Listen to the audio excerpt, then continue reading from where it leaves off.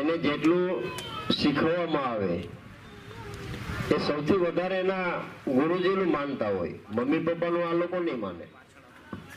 ઘરે તમે કહેશો કે આમ કરવાનું છે તો ના પડી જાય, પણ શિક્ષક એના જે કઈ એના ગુરુજી હશે એ કહે કે આવી રીતનું કરવાનું તો એમ જ કરશે, તમારું પણ ઘરમાં નહીં માને.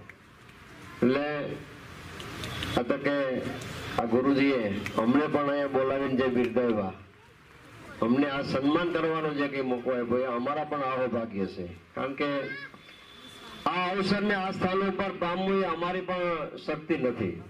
ભલે સરપંચ તરીકે હશે અને ગામડાના કંઈક અભાગ્ય જે કઈ હશે અને સરપંચે બનાવી દીધા, પણ આ પદમાંથી બની બેસી ને એમના લાયક બનવું એ પણ આપણામાં શક્તિ નથી.